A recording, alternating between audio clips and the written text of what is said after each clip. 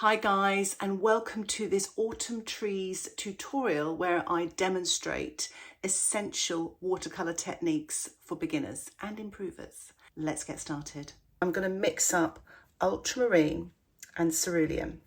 I just wanted to give you a tip about using pans. I'm using Daniel Smith's hand-poured pans, which are fantastic, and they're sort of semi-moist and they're just amazing to use. But if you don't have these and you've got pans and you want to get plenty of paint out of them, I would suggest spritzing with water your pans about half an hour before you use them.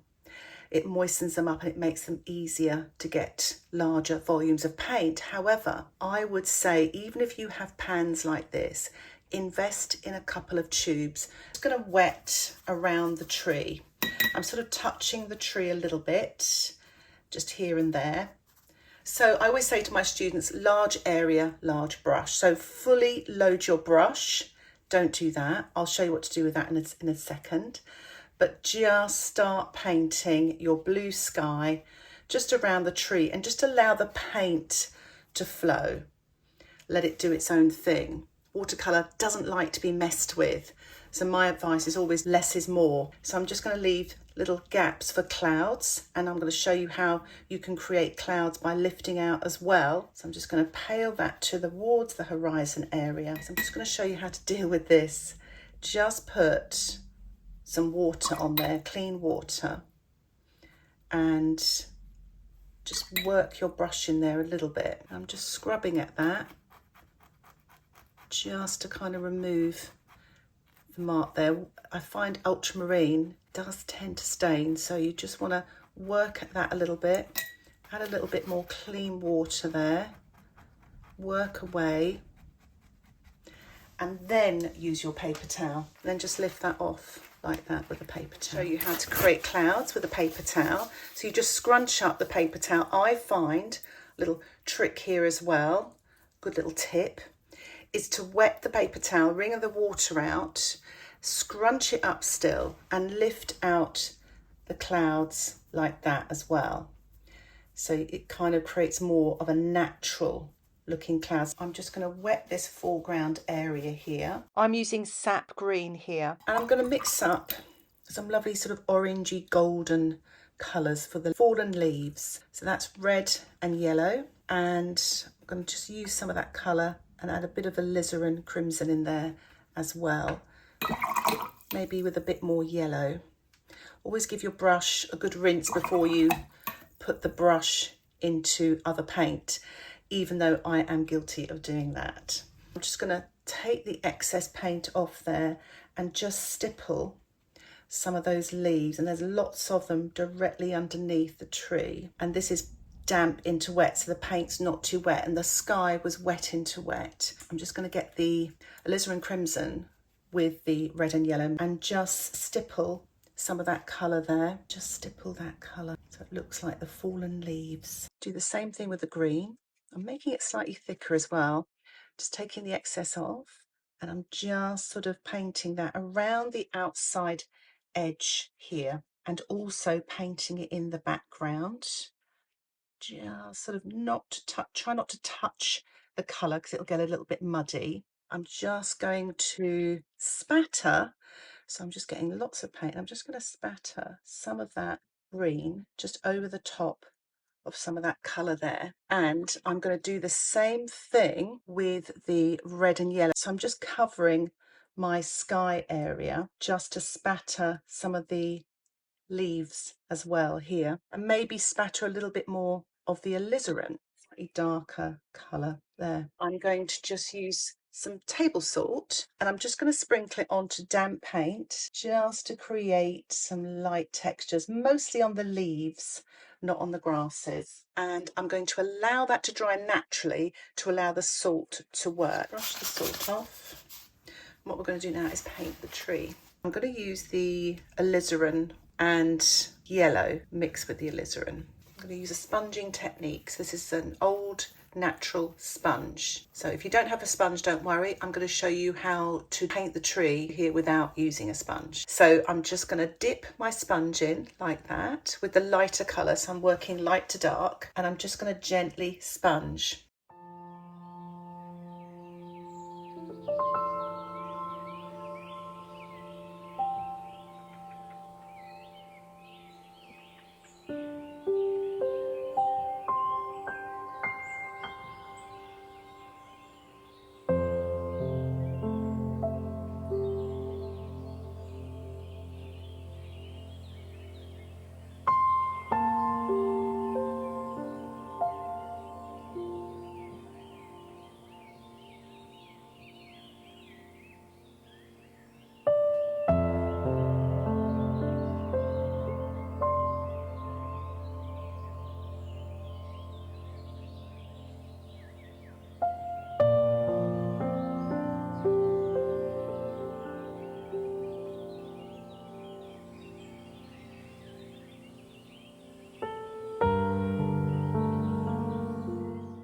I'm going to get some of the alizarin and mix it with a pinch of ultramarine, and again just tap very gently.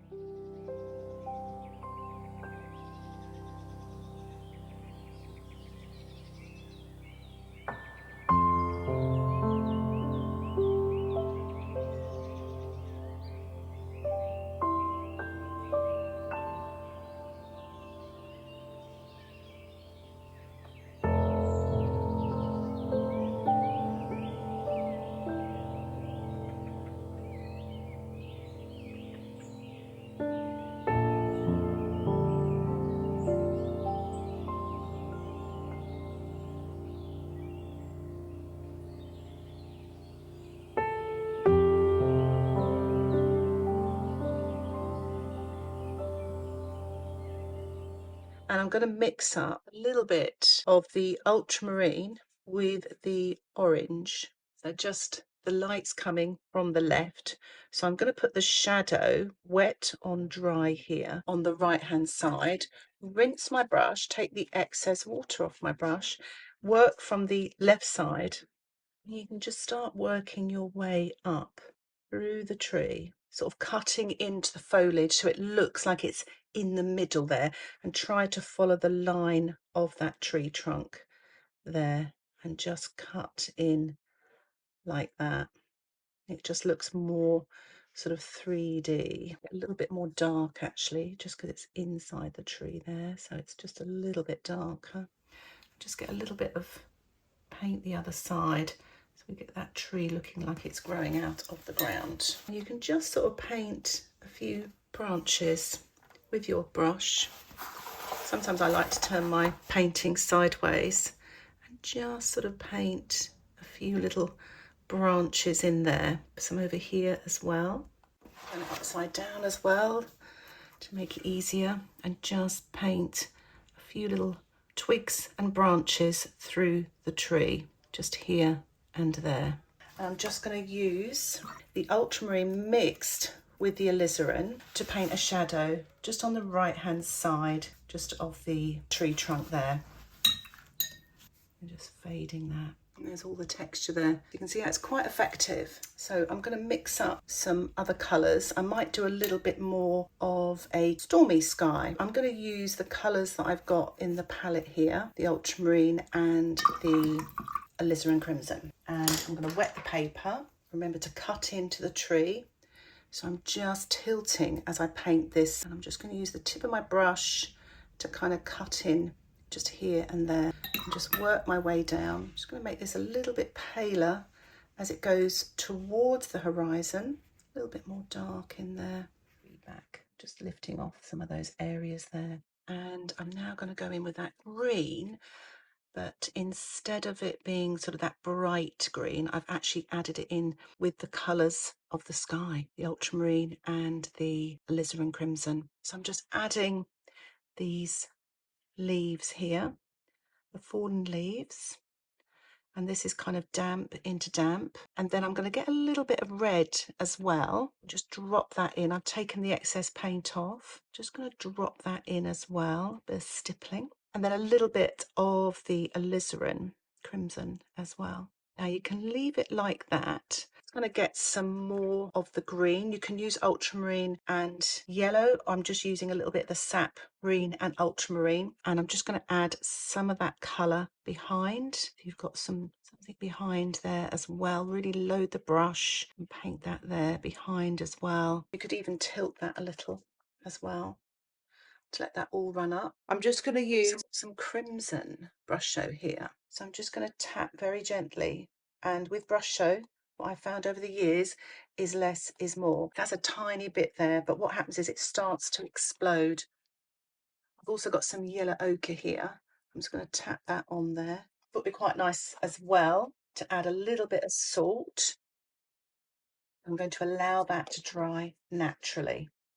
So as you can see, I've got a bit of a cauliflower here, which can be problematic. I get asked a lot, can you remove the cauliflower? Sometimes when you remove this, you just leave a white patch. And sometimes a cauliflower can create quite a nice sort of textured effect. And I was thinking it'd be quite nice to put some distant sort of trees there. I'm just going to use the ultramarine mixed with the alizarin and the orange or yellow, and just paint some trees there, sort of starting at the bottom and then painting smaller sort of branches as I get towards the top there. Again, you want to kind of make the tree trunk at the bottom a bit bigger, branches get thinner as they go towards the top there, so you can just paint lots of little branches there. Bring this down a little bit more and make it sort of disappear into like the mist.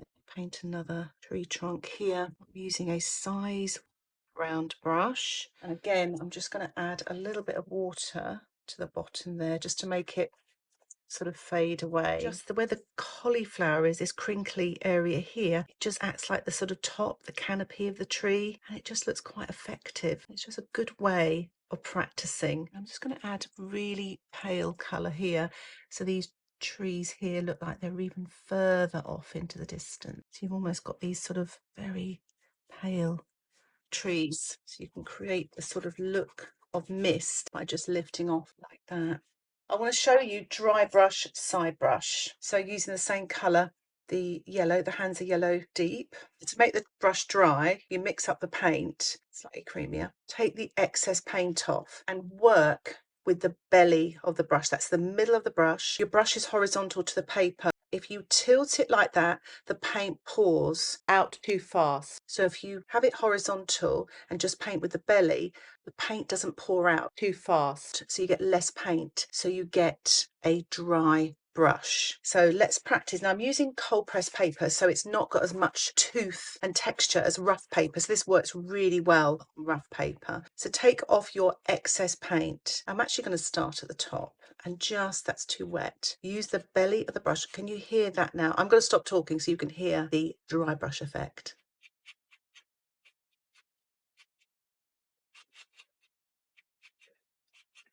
So you're basically scrubbing the brush. It creates that texture that you can see there, which is very effective. But it's picking up the tooth of the paper. So I'm going in with the alizarin crimson now, again taking the excess paint off and just kind of using the belly of my brush, the tooth of the paper, to paint this sort of texture here. A little bit more paint. Sort of trying to do this while the underpainting is damp, and just applying this paint like that to get that lovely dry brush effect. What I'm going to do now is mix up the alizarin with a pinch of the ultramarine again to make that darker pink colour. Again, take the excess off. I'm just going to add a little bit of that dark dry brush effect just here and there.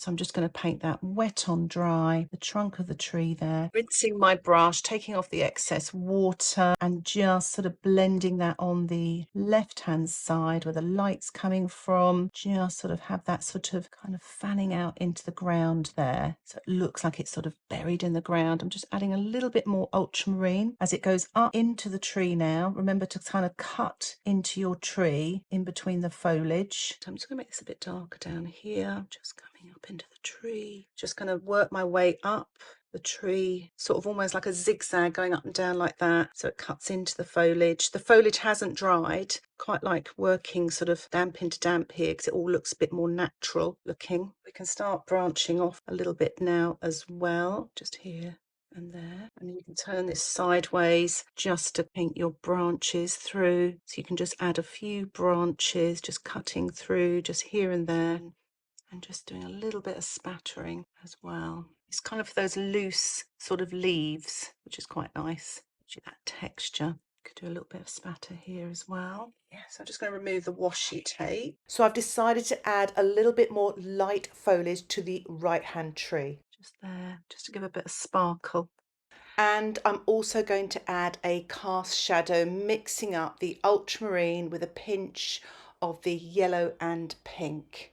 I'm just going to paint this wet on dry with my size 8 brush, just softening and blending there and just adding a little bit more dark nearest to the tree there, wet into wet, to finish off the shadow. I'm also mixing up a little bit of the sap green with the ultramarine just to paint a few grasses at the bottom of each of the trees to really ground them, to make them look more natural. As you can see there, 2 different techniques for the trees: sponging and dry brush and spattering.